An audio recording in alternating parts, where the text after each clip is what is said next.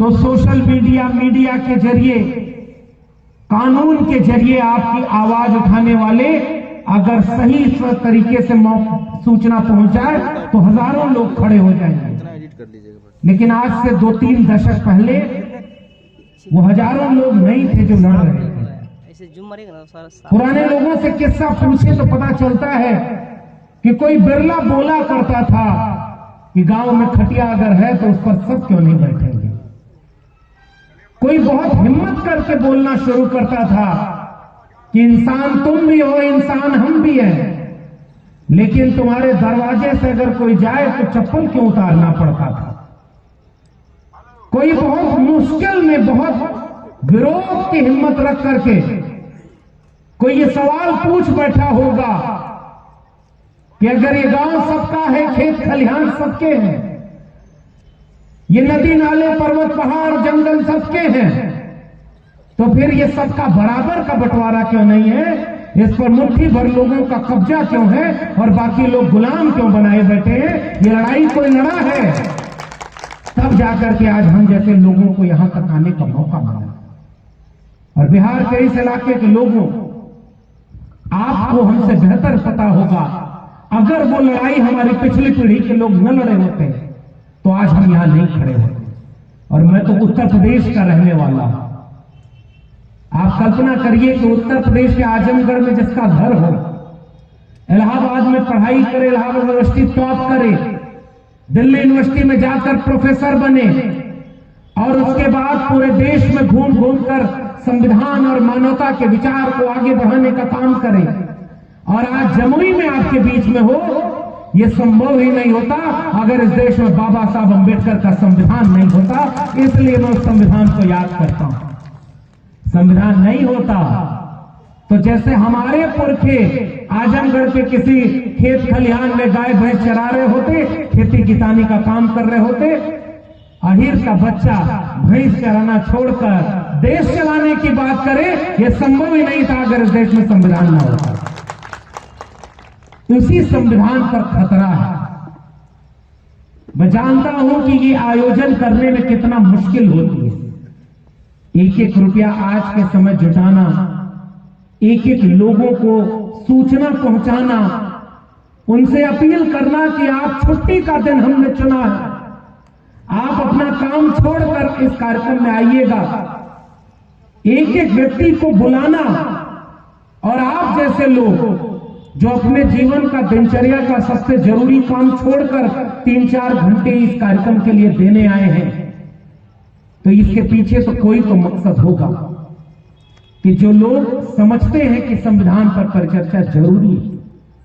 वरना आजकल जिसको नौकरी मिल गई वो नौकरी बचाने में और अपने परिवार को बहुत आगे बढ़ाने में मशगूल हो चुका है। अधिकांश लोग ऐसे ही हैं। क्या 90% आबादी के लोग डॉक्टर, इंजीनियर, प्रोफेसर नहीं बने? क्या बने हैं?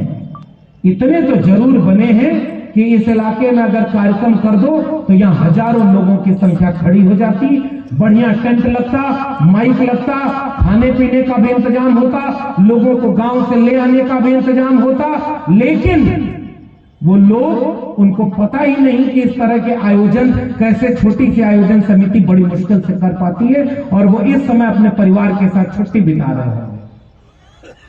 तो मैं बाहर के लोगों की आलोचना करूं इससे पहले थोड़ी अपनी आलोचना तो बनती है। हमारे लोग इतने सक्षम तो हैं कि आज इस पूरे सभागार को, इस पूरे मैदान को भर देते हैं, और इतने लोग जागरूक हैं भी, लेकिन उनको पता ही नहीं है कि आज वक्त की जरूरत क्या है। ये तो मैं फिर से कहता हूं कि ये आयोजन समिति को धन्यवाद दीजिए। इतनी विपरीत परिस्थितियों में भी संविधान परिचर्चा आयोजित कर ले गए और आपके बीच में ये मौका दे गए कि अब इस क्रांति के लौ को गांव गांव पहुंचाना हमारी और आपकी जिम्मेदारी है। लेकिन फिर मैं सोचता हूं कि हर दौर में यही रहा है। क्या जब भारत अंग्रेजों से लड़ाई लड़ रहा था तो पूरा भारत आंदोलन कर रहा था सड़क पे? क्या इतिहास तो आप भी जानते हैं, नहीं था ना। कुछ लोग पता ही नहीं था कि भारत गुलाम है, क्योंकि वो पहले से गुलाम चले आ रहे थे। कभी किसी राजा के गुलाम रहे, कभी किसी सामंत के गुलाम रहे, कभी ताकतवर लोगों के गुलाम रहे, बाद में अंग्रेजों के गुलाम रहे। उन्हें पता ही नहीं कि गुलामी और आजादी का मकसद क्या होता है। और जो लोग थोड़े समझते थे, उनमें से बहुत बड़ी आबादी उन लोगों की भी थी जो अंग्रेजों के साथ खड़े हो गए थे कि हमको माफ कर दीजिए, हम पेंशन लेंगे और आपका साथ देंगे ताकि भारत को गुलामी से आजादी की लड़ाई नहीं लड़नी पड़े। और अगर आप समझ जाओ कि वो अंग्रेजों का साथ देने वाले कौन थे, तो ये बताने की जरूरत नहीं है। माफी मांगा करते थे जो, वो अंग्रेजों के सामने झुक गए। और आज वही इस देश को सर्टिफिकेट बांटते हैं कि कौन देश विरोधी है और कौन देशभक्त है। इतना विपरीत वक्त आ गया है हमारे देश। और बहुत सारे लोगों को पता ही नहीं था, फिर भी कोई शहीद आजम भगत सिंह था, 23 साल की उम्र में फांसी के तख्ते को चूम गया कि ये गुलाम मुल्क है, मैं जीना तो चाहता हूं लेकिन गुलामों वाली जिंदगी नहीं जीना चाहता, इसलिए मैं कुर्बानी देता हूं ताकि माएं अपने बच्चों को भगत सिंह बनाने का ख्वाब देखा करेंगी। मेरे लहू का एक एक कतरा इंकलाब लाएगा और ये मुल्क अपनी आजादी की लड़ाई लड़ेगा। और 23 साल की उम्र में एक नौजवान फांसी के तख्ते को चूम गया। सुखदेव राजगुरु चूम गया फांसी के तख्ते को। कोई राम प्रसाद बिस्मिल लड़ रहा था तो कोई अशफाक उल्लाह खान लड़ रहा था, लेकिन उस दौर में कोई मस्जिद के नीचे से मंदिर नहीं खोज रहा था। सब मिलकर के भारत को अंग्रेजों से गुलामी की आजादी को लड़ाई लड़ रहे। और आज मैं सोचता हूं कि जितने लोग कुर्बानी दे गए, आज के भारत को अगर कहीं होंगे अगर, तो देखकर क्या सोचते होंगे कि हम इस भारत के लिए कुर्बानी दे गए जिसका सबसे बड़ा काम यह हो गया है कि हर मस्जिद के नीचे से मंदिर खोजो, 5 साल का 500 साल का बदला लो, मस्जिद को मंदिर से लड़ा दो, हिंदू को मुसलमान से लड़ा दो, जातियों में बटे हुए लोगों को गुलाम बनाओ ताकि 82 करोड़ लोगों को 5 किलो अनाज भी सरकार दे, तब उनका पेट भरे, और चंद मुट्ठी भर लोगों को पूरा देश बांट दो और बेच करके उनको अमीर बना दो, और ऐसे गुलाम भारत को बनाने के लिए कुर्बानी क्यों? और यह सवाल हमको और आपको पूछना होगा। इसी देश के लिए कुर्बानी दी थी उन्होंने, और इसी देश के लिए गुलामी से लड़ाई की आजादी लड़ी गई, और तब भारत में संविधान बना। 1949 75 साल पूरे हो गए। 25 नवंबर 1949 को बाबा साहब डॉक्टर अंबेडकर का आखिरी भाषण है संविधान सभा का, और 26 नवंबर 1949 को यह संविधान इस देश को सौंप दिया। इस देश ने उसे अंगीकृत, अधिनियमित और आत्मार्पित कर लिया कि अब जो नया भारत हम बनाएंगे उसमें जाति के नाम पर जो गैर बराबरी है उसको खत्म करेंगे, मजहब के नाम पर जो फसाद का माहौल है इसको मिटाएंगे। इसलिए इस देश के प्रियम्बल में संविधान के लिखा है कि हम एक सेकुलर डेमोक्रेटिक स्टेट बनाएंगे, और सारे अनुच्छेद में यह बात लिखी हुई थी। एक वादा किया गया भारत के संविधान के द्वारा कि नया भारत जो बनेगा समानता और न्याय का बनेगा, गैर बराबरी मिटाएंगे, बराबरी का भारत बनाएंगे, जो कल गुलाम थे उनको आजादी का एहसास कराएंगे, और लोकतंत्र से देश चलेगा, जनता का, जनता के लिए, जनता पर शासन।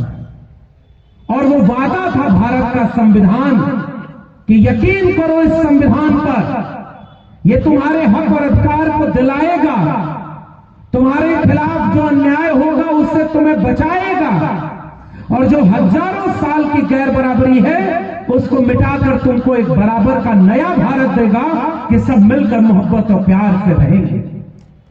और उस संविधान की किताब ने एक वादा जो किया, 75 साल पूरा हो गया। जमुई के लोगों, इस कार्यक्रम में क्या ये मौका नहीं है कि उस वादे को ये मूल्यांकन करें कि वादा पूरा हुआ कि नहीं हुआ? यही तो इस परिचर्चा का मकसद है। संविधान का मतलब क्या? मैं इसे आसान भाषा में गांव कस्बे के लोगों में आपसे कहना चाहता हूं। संविधान नहीं था तब भी एक खटिया थी, खटिया बनाने वाला भी कोई था, खटिया को गढ़कर लकड़ी से पावा और उसका घोड़ा तैयार करने वाला भी कोई था, खटिया की रस्सी जिससे बुनी जाएगी उसको भी बनाने वाला कोई था, लेकिन खटिया पर वो सारे लोग बैठ नहीं सकते थे जो खटिया बनाते थे। खटिया पर वो बैठता था जिसके हाथ में लाठी थी। समझदार को इशारा काफी, नाम लेने की जरूरत है क्या? खटिया थी लेकिन सब लोग नहीं बैठ सकते थे। कोई था जो तय करता था कि हमारे सामने तुम खटिया पर नहीं बैठोगे। संविधान आया तो उसने कहा कि अगर खटिया है तो अब इस खटिया पर बराबर में सब बैठेंगे। इसी बात को बराबरी का न्याय दिलाने वाली किताब का नाम है भारत का संविधान। अब खटिया किसी एक की बपौती नहीं रह जाए। लेकिन बाबा साहब अम्बेडकर ने एक बात और कही कि हमने किताब में तो लिख दिया कि बराबरी होगी, खटिया पर सब बैठेंगे, लेकिन इस संविधान को अगर लागू करने वाले लोग अच्छे नहीं हुए तो फिर खटिया पर सब बैठ नहीं पाएंगे। बताओ, बिहार के लोगों 75 साल संविधान के पूरे हो गए, खटिया पर सब बैठने लगे क्या? आप जोर से बोलिए। कथा वथा सुनने जाते हैं तब चुपचाप वहां प्रवचन सुनता है आदमी। वैचारिक गोष्ठी में हमारा संवाद होना चाहिए आपसे। आप बताइए कि खटिया पर आज सब लोग बैठ सकते हैं क्या? 75 साल पूरा होने के बाद क्या संविधान में जो वादा किया गया था वो वादा पूरा हुआ क्या? संविधान घर घर आखिरी व्यक्ति तक पहुंचा क्या? नहीं पहुंचा। और ये कड़वी सच्चाई है। लेकिन जितना पहुंचा कुछ लोगों को उससे भी दर्द होने लगा, इसलिए वो छटपटाहट बोलने लगी कि हमें देश का संविधान बदलना है ताकि इसे एक धर्म का राष्ट्र बना दें। और मैं इसलिए आपसे बात करने आया हूं कि ये जो लोग संविधान को बदलने वाले बात करते हैं, ये आज से नहीं करते। इस परिचर्चा का मकसद मुझे लगता है आयोजन समिति का यह होगा कि रविवार को जब इतने लोग बैठेंगे और यहां एक बौद्धिक गोष्ठी होगी तो इस कार्यक्रम के बाद जाकर भूल नहीं जाएंगे कि बढ़िया कार्यक्रम था, आखिरी तक कुर्सी भर गई और अच्छा था। नहीं, इसकी चर्चा अगले दिन चौराहे पर आपको करनी है कि उस कार्यक्रम में ये बोला गया कि संविधान खतरे में है और उसको बचाना बिहार के लोगों हमारी जिम्मेदारी है। तब इस कार्यक्रम को मैं सफल मानूंगा। वरना इस कार्यक्रम को असफल बताने का एक कारण तो हमारी बहन ने जो बहुत अच्छा गीत गाया उन्होंने तो बता दिया कि आप और हम इतने जागरूक होते तो अपने परिवार से केवल एक महिला को भी ले आए होते तो यह आयोजन केवल पुरुषों का आयोजन न दिख रहा होता। इन्होंने तो आलोचना कर दी और मैं इससे सहमत हूं। हम लोग केवल मित्रता निभाने में और अपने गोष्ठी और वैचारिक लोगों के साथ में आ गए, लेकिन वादा करिए मुझसे और अपने आप से कि अगली बार जब कार्यक्रम में जाएंगे तो अपने घर से अपने घर की महिलाओं को, बहन बेटियों को भी एक दिन के वैचारिक कार्यक्रम में जरूर ले जाइए ताकि उनको पता चले कि उनके ऊपर कितना बड़ा खतरा इस देश के संविधान को खत्म करके मिल रहा है। वरना आप ही ये कहते पाए जाएंगे कि हम तो समझते हैं लेकिन हमारी पत्नी नहीं मानती, हम क्या करें। वो उसी पाखंड और अंधविश्वास में। तो आप पत्नी को यहां ऐसी वैचारिक जगहों पर तो ले ही नहीं आए, उन्हें घर से बाहर निकलने नहीं दिया।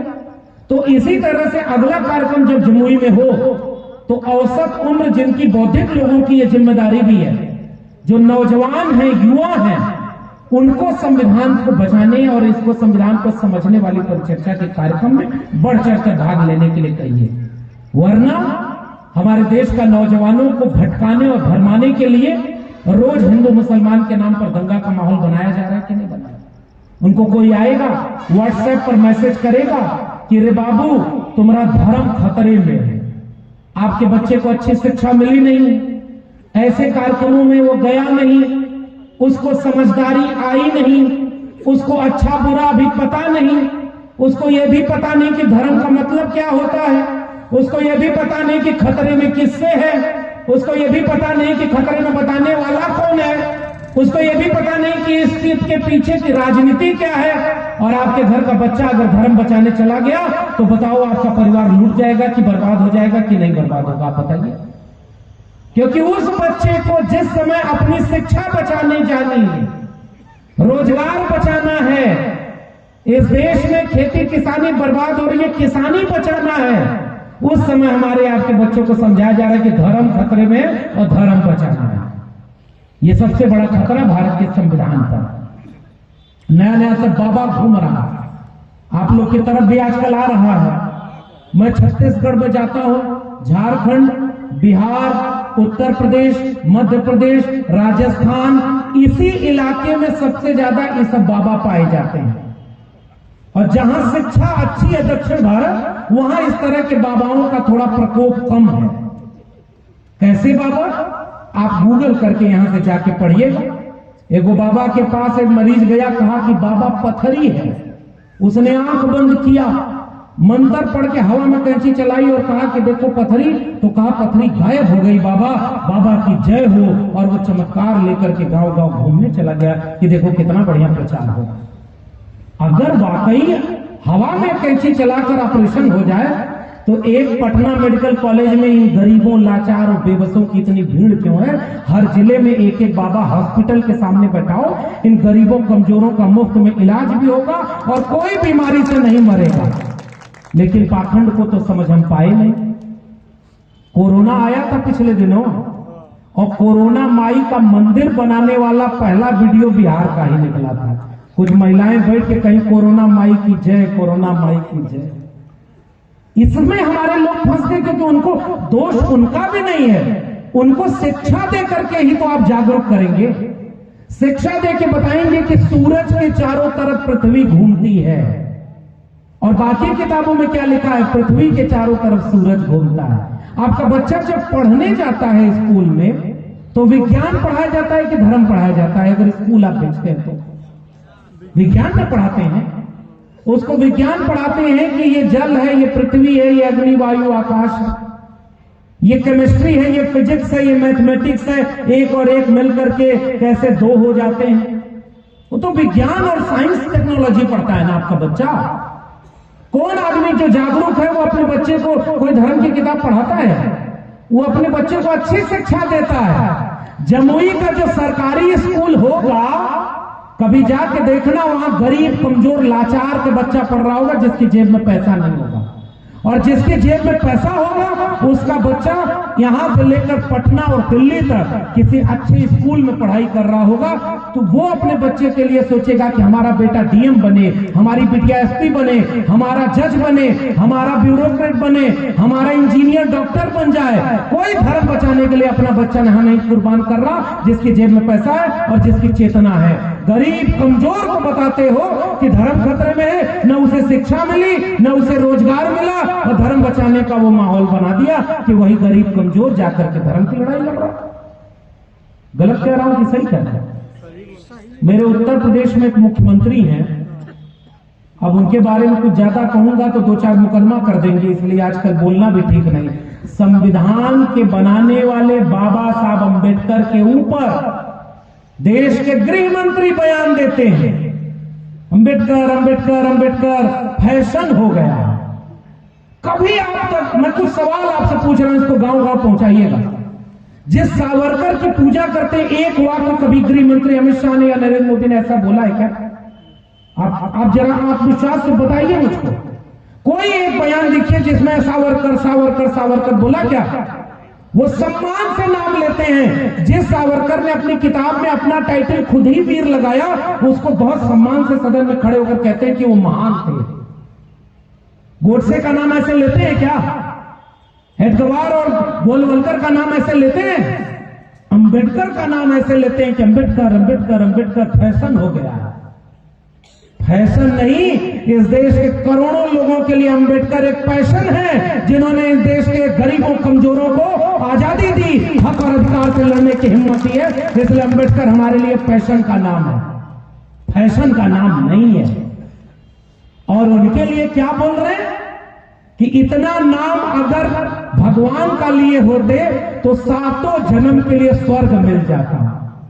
अब सवाल नंबर 1, आप तो बहुत लेते हैं भगवान का नाम, स्वर्ग मिला?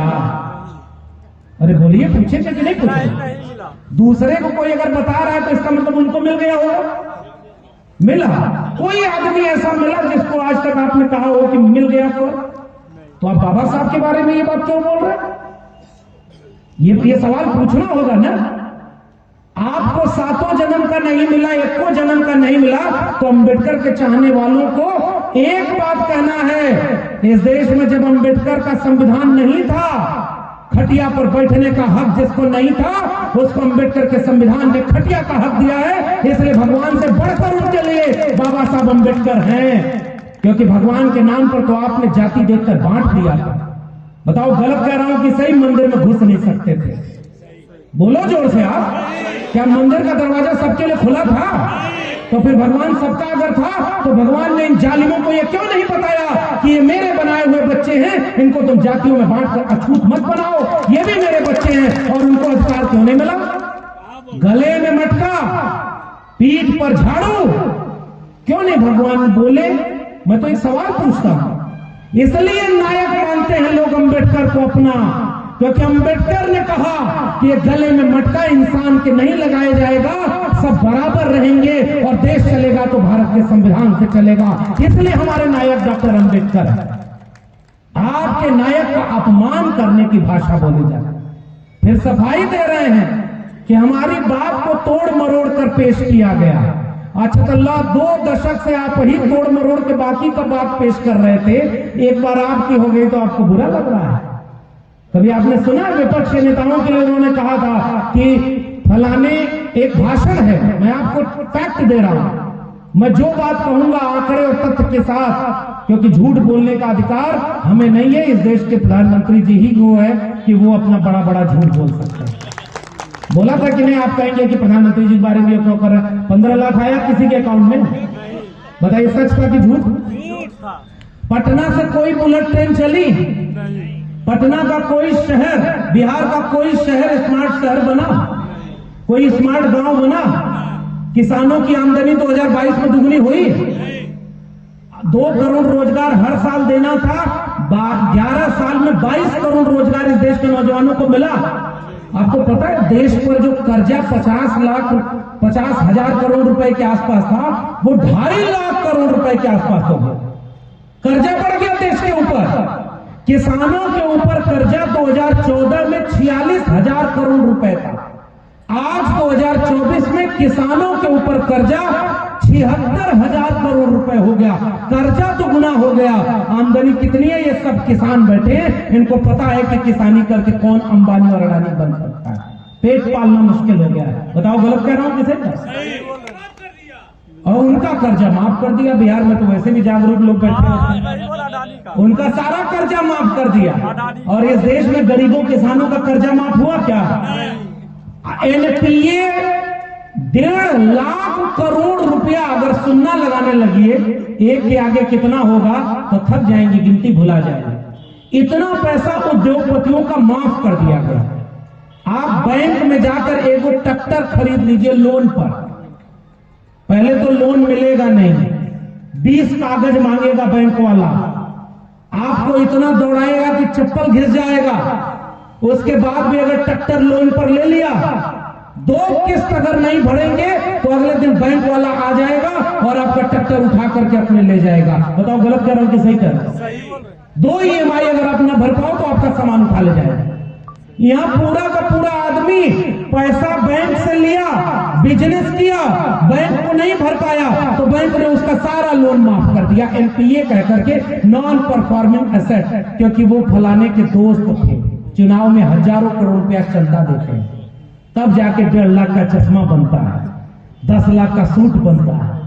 फकीरी कैसी है देखिए भाई, 1.5 लाख का चश्मा, 10 लाख का सूट, 8 करोड़ की गाड़ी और 8,000 करोड़ का हवाई जहाज। और फिर बोलते क्या है?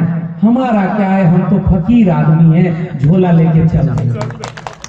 अगर ऐसा फकीर होना है तो हम चाहते हैं जमुई जिले में भी 2-4 फकीर हो जाए ताकि पूरे इलाके का बंटा कल्याण हो जाए, लेकिन देश का बंटाधार नहीं। लोग कहते हैं कि अरे भाई फलाने के ना आगे कोई पीछे कोई, उनको किसके लिए भ्रष्टाचार करेंगे? वो तो बहुत ईमानदार आदमी। बिहार के लोगों, बौद्धिक लोग बैठे हुआ हो, चुनाव के ठीक पहले सुप्रीम कोर्ट ने कहा इलेक्टोरल बॉन्ड दिखाओ। इलेक्टोरल बॉन्ड का मतलब समझते हैं? अगर किसी पॉलिटिकल पार्टी को चंदा देना है तो पहले लोग कैश वैश देते थे, पकड़ा जाते थे, कौन पैसा दे रहा कितना। इन्होंने कहा कि हम बॉन्ड खरीदने का पॉलिसी ले आए ताकि इससे पारदर्शिता बढ़ेगी। 5 साल में जब बॉन्ड से इतना करोड़ों रुपया खरीद लिया, फिर सुप्रीम कोर्ट ने कहा कि जरा बताओ किस पार्टी को कितना चंदा मिला।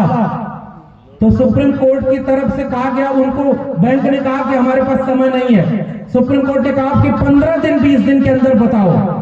जब कड़ा फैसला लेने का वक्त आया तो सारा बॉन्ड देकर के पता चला कि जिससे चंदा लेना था, वो जिससे इलेक्टोरल बॉन्ड में चंदा लिया, उसी को सरकारी धंधा दिया। भूल गए कि याद है? भूल गए होंगे, आपको नहीं पता होगा, क्योंकि रोज धर्म खतरे में होता है तो टीवी पर धर्म चलता है, मस्जिद के नीचे से। अरे देश की जनता का बुनियादी सवाल कहां है? इस पर तो टीवी में बात होती नहीं। और हमारे लोग इतने कमजोर होते हैं कि उनको भूल जाने की बीमारी सबसे ज्यादा होती है। भूल गए कि नहीं इलेक्टोरल बॉन्ड के नाम पर चोरी सबसे ज्यादा किसने किया था? तो भ्रष्टाचार सबसे बड़ा वो पता चला कि नहीं पता चला? इसका मतलब झूठ बोल करके, फिर भी मैं कहता हूं इस देश में बड़ा खतरा ये नहीं है। इस देश के ऊपर इमरजेंसी लगाई गई, देश लड़ करके फिर से वापस खड़ा हो गया। इस देश के लोकतंत्र को कमजोर करने के लिए कई जगह सरकारें गिनाई गई, कई जगह सरकारें गिरा दी गई, जनता फिर से लड़ करके सरकार बना लेती है। लेकिन सबसे बड़ा खतरा इस देश के संविधान के ऊपर आया। 2024 के चुनाव में कौन बोला था कि अब की बार 400 सीट चाहिए ताकि देश के संविधान को बदलना है? सबसे बड़ा खतरा यहां है। अगर संविधान नहीं रहेगा तो ये कार्यक्रम हो पाएगा क्या? सच ईमानदारी से बताइए, जोर से बोलिए। अगर संविधान नहीं रहेगा, बगल में खेत में 2 पटदार का झगड़ा हो जाए, लाठी चल जाए, आप किसके पास जाते हो? थाना में जाते हो, पुलिस के पास। पुलिस के पास कहते हो कि इसने हमारा जगह घेर लिया, इसके ऊपर मुकदमा करना है, इसने हमको मारा है। दूसरा आदमी अपना पक्ष रखता है। पुलिस के पास किस हक से जाते हो? संविधान के हक से। संविधान नहीं रहेगा, आप पुलिस के पास जाओगे तो पुलिस पूछेगी हमसे क्या मतलब, तो आप क्या करोगे? आपको कोई मारे पीटे, आपको बचाने वाला कौन है? ये पुलिस किससे चलती है? संविधान से चलती है। न्यायपालिका किससे चलती है? आप जज के सामने खड़े होते हो तो आप जज के सामने अपने वकील से कहलवाते हो कि हमारे साथ गलत हुआ है, तो न्याय चाहिए। अगर संविधान नहीं रहेगा तो जज को कोई रोकने वाला है कि वो न्याय करे या न करे? हो सकता है जज भी न रहे, एक राजा हो, वही पुलिस है, वही न्यायाधीश है, वही मीडिया है, वही सब कुछ है। बताओ पहले राजतंत्र में यही होता था कि नहीं? राजा ही सब कुछ होता था कि नहीं? राजा के राज में कोई न्यायाधीश थोड़े होता था। राजा जिसको चाहता था न्याय देता था, राजा जिसको चाहता था सजा देता था, और राजा जिसको चाहता था अनाज देता था, और राजा जिसको चाहता था उसके ऊपर टैक्स लगाकर उसका सब कुछ छीन लेता था। और राजा के खिलाफ प्रजा बोल पाती थी क्या? संविधान ने प्रजा को जनता बनाया है। We the people of India, यानी हम भारत के लोग मिलकर के अपना राजा चुनेंगे। अब राजा रानी के पेट से पैदा नहीं होगा, जनता के वोट से पैदा होगा। इसलिए संविधान हमारी आत्मा, संविधान हमारा रक्षक है। संविधान नहीं था तो कोई वोट देकर अपना राजा चुनता था क्या? आज तो आपके पास वोट डालने के अधिकार है।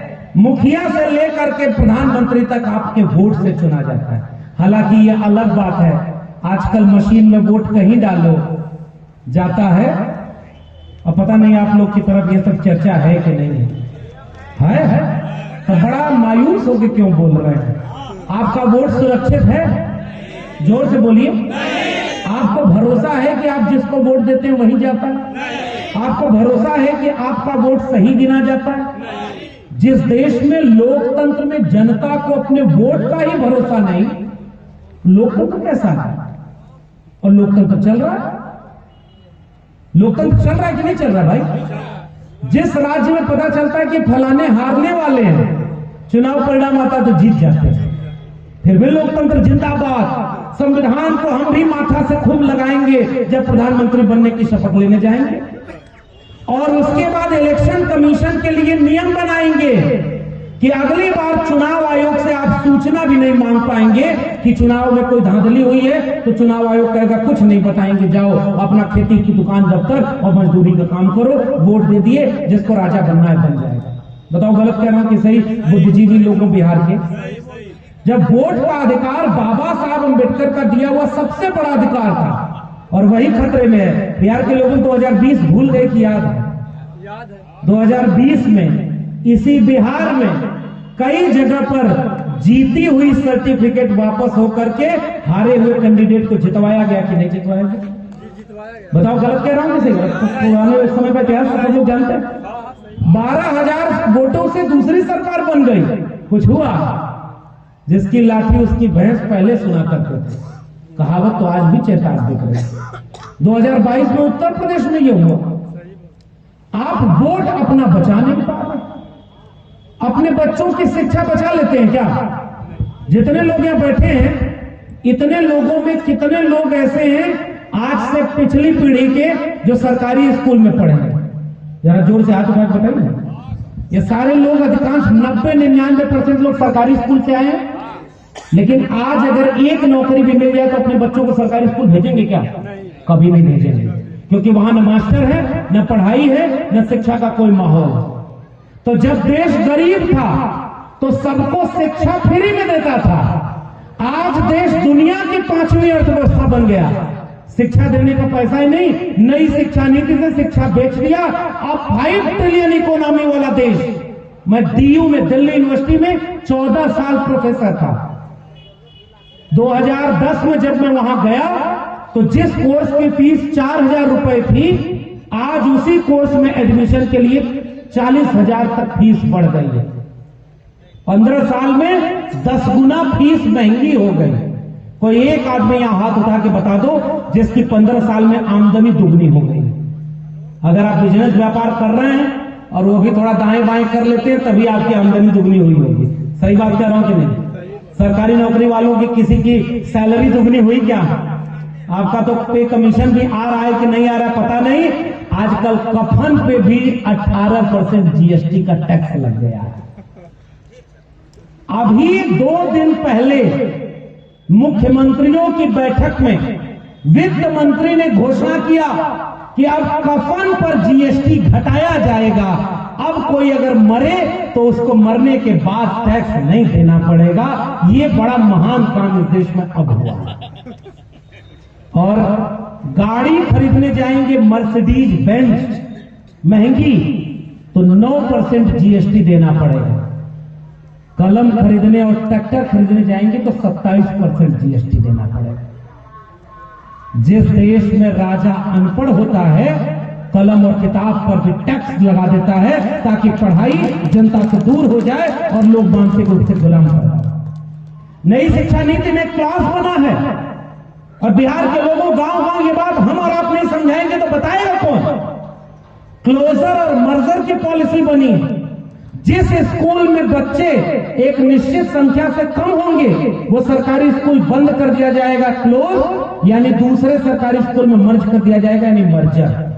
तो क्लोजर और मर्जर से पुराने सरकारी स्कूल बंद किए जाएंगे। नई शिक्षा नीति आपको ये कहती है। नई शिक्षा नीति आपको ग्रेडेड ऑटोनॉमी देने के साथ फाइनेंशियल ऑटोनॉमी देती है। हिंदी में इसका मतलब क्या है पता है? पहले सरकार पैसा देती थी कि शिक्षा सबको मिले। अब सरकार स्कूलों और विश्वविद्यालयों से कह रही है कि आपको हम 3 कैटेगरी बनाएंगे और आप एक कैटेगरी में जाइए तो आप अपने से अपना पैसा जनरेट करिए और सरकार आपको शिक्षा देने के लिए पैसा नहीं देगी। ग्रेडेड ऑटोनॉमी, फाइनेंशियली आप इंडिपेंडेंट हो जाओ। जमुई में एक डिग्री कॉलेज होगा सरकारी, आसान भाषा में समझिए। डिग्री कॉलेज को कहा जाएगा 1 साल का खर्चा कितना है? 10 करोड़ रुपया मान लीजिए। 1 करोड़ रुपया मान लीजिए और आसान भाषा में 1 साल में डिग्री कॉलेज का खर्चा 1 करोड़ रुपया है। अब तक क्या होता था? 80 करोड़ रुपया 80 लाख रुपया केंद्र सरकार देती थी, 20 लाख रुपया बिहार सरकार दे रही है और आपके इलाके का डिग्री कॉलेज गरीबों को, कमजोरों को, दुखियों को, लाचारों को, किसानों मजदूरों के बच्चों को मुफ्त में शिक्षा देने का काम कर रहा है। यही नहीं दिया था भाई? सरकारी स्कूल में फीस 10 रुपया हुआ करती थी। गरीब कमजोर का बच्चा जाके पढ़ाई करता था। ग्रेडेड ऑटोनॉमी से न्यू एजुकेशन पॉलिसी कह रही है ग्रेजुअली अब 1 करोड़ रुपया उस सरकार के सरकारी सरकारी विद्यालय को खुद से जनरेट करना होगा। तो सरकारी विद्यालय के पास पैसा कमाने का स्रोत क्या है? जोर से बोलिए। बच्चों की फीस, जोर से बोलिए ना, सही बोले ना भाई। किसी स्कूल कॉलेज या यूनिवर्सिटी के पास पैसा आता कहां से है? बच्चों की फीस से। जाता कहां है? मास्टर की फीस में, कर्मचारी की फीस में और बच्चों के पढ़ाई के सामान में। ठीक। अब जब पैसा आएगा नहीं सरकार से तो पैसा आएगा बच्चों की फीस से। तो जो फीस 10 रुपया थी, जोर से बताइए कि एक साल की फीस 10 लाख होगी कि नहीं? अगर 10 लाख नहीं होगी तो 1 करोड़ रुपया आएगा कहां से? आमदनी बढ़ाने के लिए बच्चों की फीस महंगी होगी और खर्चा घटाने के लिए मास्टर का संख्या कम होगी। इसलिए संविदा पर मास्टर रखा जाएगा, ठेके पर प्रोफेसर रखा जाएगा। कुछ लोगों ने फोन किया और सर ने जब बोला कि आपको आना है तो कुछ लोगों ने कहा अपनी किताबियां जरूर ले आइएगा, प्रोफेसर की डायरी। तो 20-30 तो किताब थी वहां पटना में जगह रखी थी, मैं गाड़ी में ले आया हूं, मन करे तो पढ़िएगा। अभी खत्म होगा कार्यक्रम तो किताबियां हमारी खरीदिएगा। मैं पटना में कार्यक्रम किया और उदय नारायण सर वहां उस कार्यक्रम में मौजूद थे। उस किताब के ऊपर कार्यक्रम करके मैं देश भर को यही बताना चाह रहा था, मेरे देश के गरीबों, कमजोरों, किसानों, मजदूरों, तुम्हारे बच्चों की शिक्षा बेच दी गई है, वो अंबानी और अडानी की गुलाम बना दी गई है। इसलिए यही बात कोई प्रोफेसर लक्ष्मण यादव कहता था तो उसको नौकरी से निकाल दिया और सोचते थे कि डर जाएगा। क्यों नौकरी से निकाला? एक लाइन का मेरा जवाब था। उनका मतलब था कि ये जो बोले मेरी मर्जी के मुताबिक बोले, नागपुर की शाखा का बोले। हमने कहा कि मेरे लहजे में जी हजूर न था और कोई मेरा कसूर न था। हमने उनकी जी हजूरी नहीं कबूल की। अरे इलाहाबाद यूनिवर्सिटी का गोल्ड मेडल मैंने पाया अपनी मेहनत के दम पर, बाबा साहब के संविधान पर। पढ़ने का कलम और किताब हमारे पुरखों ने जब हाथ में दिया तब जाके हम शिक्षा तक पहुंचे और यूनिवर्सिटी टॉप किया। अपने दम पर यूनिवर्सिटी में प्रोफेसर बने और आज तुम कहते हो कि सरकार के खिलाफ बोलोगे तो नौकरी छीन लेंगे। अरे ऐसी नौकरी को हम ठुकराते हैं क्योंकि गुलामी हमारे पुरखों ने सिखाई ही नहीं है, इसलिए हम आपके बीच में खड़े हैं और अपने दम पर यहां तक आए। भीख मांगकर गुजारा नहीं करेंगे, हजार रास्ते हैं जिससे मेहनत करके अपना पेट पाल लेंगे, लेकिन कभी भी उन सत्ता के सामने वालों के सामने झुकने को हमने कबूल नहीं किया। इसलिए हम आपके बीच में खड़े और सोचते थे कि नौकरी से निकाल देंगे तो डर जाएगा, चुप हो जाएगा। हाँ, मेरा परिवार कहता है कि हमें डर लगता है जब तुम्हें फोन करके कोई धमकाता है कि मत बोलो वरना तुमको गोली मार देंगे, मत बोलो वरना तुम्हारे ऊपर मुकदमा कर देंगे, तुम सरकार से सवाल मत पूछो वरना तुम्हारे ऊपर हम हमला करवा देंगे। मैं सोचता हूं ये बिहार की जमीन है, तथागत पुत्र यहां पैदा हुए, ये महावीर की जमीन है, गुरु नानक के देश है, ये संत कबीर का देश है, संत रविदास का देश है। और बिहार के लोगों, बहुत पुराना इतिहास छोड़ दो, बिंदेश्वरी प्रसाद मंडल इसी बिहार के थे, मुख्यमंत्री बने तो किसी ने कहा कि गंगा में आग लग गई है। जिस दिन मैंने ये किताब में पढ़ा उस दिन बिहार के लोगों को गांव-गांव समझाना, और खासकर जो यादव बिरादरी के कुछ लोग हैं जिनके लाठी में लगता है इतनी ताकत हो जाती है कि कभी कभी गलती से वो लाठी आती पिछड़ा और दलित के ऊपर चलाने लगते हैं। मैं तो उनसे कहता हूं कि अगर आपकी लाठी में ताकत है तो अपने से ताकतवर पर चलाओ ना, अपने भाई कमजोर के ऊपर क्यों चलाते हो? अब तो एक होने का वक्त आ गया है, इसलिए सबसे पहले मैं अपने लोगों को एक होने का गुजारिश कर रहा हूं। आपकी लाठी में दम था तो बिंदेश्वरी प्रसाद मंडल की लाठी किसी कमजोर पर चली क्या? वो ताकतवर एक सामंती सदन में खड़ा होकर बोला कि बीपी मंडल शूद्र मुख्यमंत्री बन गया तो गंगा में आग नहीं लगेगी तो क्या होगा? बिंदेश्वरी प्रसाद मंडल खड़े हुए, उन्होंने बोला कि देखो गंगा में आग तो तेल रिसने से लगी, क्योंकि वहां यातायात होता था तो जो जहाज जाता था उसका तेल रिस गया तो उसमें आग लग गई। तो उन्होंने कहा कि गंगा में आग तो तेल रिसने से लगी है, लेकिन हमारे किसान कमेरा के मुख्यमंत्री की कुर्सी पर पहुंचने से तुम्हारे सीने में जो आग लगी है इसे मुझे और लगाना है ताकि मैं बराबरी का समाज बना सकूं। डर गए थे क्या बीपी मंडल? बीपी मंडल को कम गाली दी गई।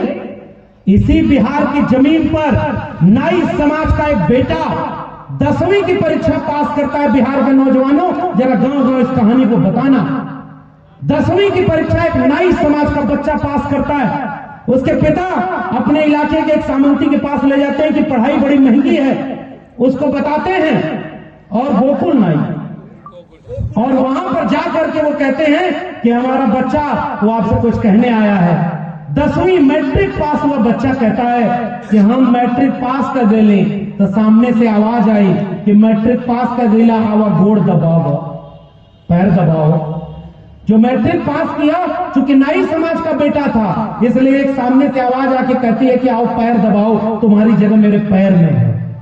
वही बच्चा संघर्ष करता है, लड़ाई लड़ता है, बिहार का एक दिन मुख्यमंत्री बनता है, और वही कर्पूरी ठाकुर 12वीं तक की पढ़ाई को मुफ्त कर देता है कि अगली बार किसी कुम्हार, लोहार, नाई, दोची, बढ़ई, निषाद, मल्ला के बच्चे अगर जेब में पैसा नहीं है तो पढ़ाई से वंचित न रह जाए।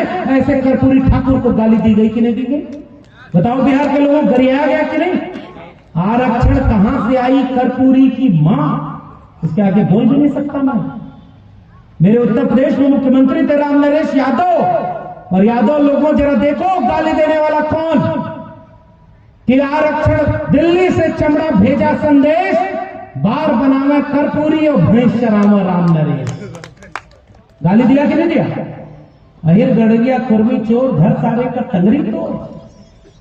किसकी बुद्धि घुटना में, किसकी बुद्धि 12 बजे के बाद खुलती थी? कौन सामने पड़ जाए तो जतरा बिगड़ जाता था, कौन सामने पड़ जाए तो उसको देख करके शुभ काम बिगड़ जाता था। जितने 90% कमेरा लोग हैं, उनकी जातियों के नाम पर गाली किस समाज ने बनाई? किसी मुसलमान ने बनाई थी क्या? जोर से बोलना। आपके आसपास भी कुछ सांसद चुन के गए हैं, कहते हैं कि फलानी जगह रहना है तो हिंदू बन के रहना है। बाबा साहब का संविधान कहता है कि इस देश में किसी को रहना है तो संविधान का बन के रहना है। ये हिंदू मुसलमान की लड़ाई हमारी लड़ाई नहीं। बताओ बोला कि नहीं बोला यहाँ का सांसद? और यहां भी कुछ लोग धर्म के नाम पर यात्रा निकालते हैं। बताओ किसी मुसलमान ने कर्पूरी ठाकुर को गाली दी थी? किसी मुसलमान ने शहीद जगदेव प्रसाद कुशवाहा लड़ाई लड़ रहे थे किसानों की और आंदोलन करने जा रहे थे, साजिश करके गोली मारा, और उसके बाद क्या किया ये आप हमसे बेहतर जानते हैं। और अगर नहीं जानते हैं तो जरा पता लगा के अपने बच्चों को पढ़वाना। शहीद जगदेव प्रसाद डर गए क्या? डर गए शहीद जगदेव प्रसाद? नौकरी करते थे क्या शहीद जगदेव प्रसाद? कर्पूरी ठाकुर नौकरी करते थे? बाबा साहब अम्बेडकर की हम बात कर रहे हैं। बिहार के लोगों, गांव गांव मेरा पैगाम पहुंचाना। 32 डिग्री के बारे में कहा जाता है। विदेश से पढ़ाई करके डॉक्टर अम्बेडकर लौटे, एक को डिग्री फर्जी नहीं थी, सारी ओरिजिनल डिग्री लेकर आए। आप समझ नहीं पाए कि आज भारत में किसकी डिग्री फर्जी बताई जाती है। पता ही नहीं कि कौन सा पढ़ाई हुई है नहीं हुई है, कहां से पढ़े नहीं पढ़े, वो पता ही नहीं। बाबा साहब डॉक्टर अंबेडकर का अपमान इस देश में सबसे ज्यादा किस बात पर हुआ? उनका दिया हुआ आरक्षण आपसे छीना जा रहा है। मैं प्रोफेसर रहा हूं 14 साल, और जमुई के गांव गांव में आपको तो पता ही नहीं। पहली बात याद रखना, आपके दक्षिणी बिहार हो या उत्तरी बिहार हो, कितने बच्चे डीयू और जेएनयू पढ़ने जा पा रहे हैं। जब आपके घर के बच्चे वहां जा ही नहीं पा रहे हैं तो वहां क्या हो रहा है आपको पता ही नहीं चलेगा। पता है वहां क्या हो रहा है? शिक्षा बेची जा रही है, फीस महंगी की जा रही है, अपने विचारधारा के लोगों को प्रोफेसर बनाया जा रहा है, अपने विचारधारा के लोगों को प्रिंसिपल और वाइस चांसलर बनाया जा रहा है। उसी पर शोध हो रहा है, सिलेबस बदला जा रहा है, ताकि पाखंड और अंधविश्वास के गुलाम लोग पैदा हो और आपके गांव तक पता ही नहीं। इसलिए आपको समझाया जा रहा है कि धर्म खतरे में, जबकि मैं आपको बताने आया हूं आपके बच्चों की शिक्षा खतरे में है, कलम और किताब खतरे में है। और इसलिए प्रोफेसर की डायरी पढ़िएगा खरीद करके, पता चलेगा कि एक प्रोफेसर जब नौकरी उसकी छीन ली गई और लोगों ने सोचा कि डर जाएगा, किताब लिखकर उस प्रोफेसर ने बोला कि जुल्म के साये में लब खोलेगा कौन, और हम भी चुप रहे तो फिर बोलेगा कौन। हमारी जिम्मेदारी है कि मैं अपने समाज को बताऊं, धर्म के नाम पर मत लड़ना, मंदिर मस्जिद के नाम पर मत लड़ना। इसी देश में कोई कबीर पैदा हुआ जिसने लिखा कि पाथर पूजे हर मिले तो मैं पूजू पहाड़ ताते ये चाकी भली पीस खाए से साथ। जिसने लिखा कि पाहन पूजे हर मिले, और दूसरी तरफ काकर पातर जोड़ के मस्जिद लई चुनाए ताचड़ मुल्ला बाग दे क्या बहरा हुआ खुदा। अरे इन दोनों रान पाई हिंदू की हिंदुआई देखी तुरकन की तुर पाई। उसी कबीर ने लिखा कि दुनिया ऐसी बावरी पातर पूजे जाए। उसी कबीर का देश है ना, और मेरे तो विश्वविद्यालय में कबीर पढ़ाए जाते हैं। उसी कबीर ने लिखा कि तुम कद बाबन हम कद सूद और हम कद लोहू तुम कद दूध, एक बूंद के सब उत्पन्ना कौन बाबन कौन सूदा। वो बराबरी का समाज बनाने का काम महात्मा कबीर ने किया। उसी कबीर के देश में धर्म के नाम पर लड़ाने वाले भूल गए कि कबीर ने लिखा मोह को कहां ढूंढे रे बंदे मैं तो तेरे पास में। ना मैं मंदिर ना मैं मस्जिद ना काबे कैलाश में, ना मैं जप में ना मैं तप में ना मैं व्रत उपवास में, खोजी हो तो तुरते मिले हो पल भर की तलाश में। कहे कबीर सुनो भाई साधो मैं तो हूं विश्वास में। इसलिए बिहार के लोगों बहुत सारे बहरूपिये आएंगे, मजहब के नाम पर लड़ाएंगे, धर्म खतरे में बताएंगे। तुम किसी भी धर्म को मानना, लेकिन धर्म के नाम पर दंगा करने वाली भीड़ में और धर्म बचाने वाली भीड़ में कभी मत जाना। ये मेरी आपसे गुजारिश है, ये मेरी आपसे अपील है, क्योंकि संविधान हर धर्म को अपना उपासना करने का अधिकार देता है। मस्जिद वाला मस्जिद में जाए, मंदिर वाला मंदिर में जाए, जिसको कहीं नहीं जाना है वो विद्यालय जाए। ये सब आपस में लड़ाने वाला क्या जरूरत है। इसलिए बिहार ऐतिहासिक मोड़ पर खड़ा है। बिहार के लोगों 1990 के पहले इसी बिहार में, और मैं चूंकि यूपी का हूं तो मैं भी जानता हूं, 90% आबादी जिसकी बताते हो, सामने आज उसका बच्चा घोड़ी पर चलकर दूल्हा बनकर नहीं जा पाता, पुलिस लगानी पड़ती है, तब एक 90% कमेरा का बच्चा दूल्हा बनकर घोड़ी पर जा पाता है। बताओ गलत है कि सही है? बताओ गलत है कि सही? खटिया पर बैठने पर मारा जा रहा है कि नहीं?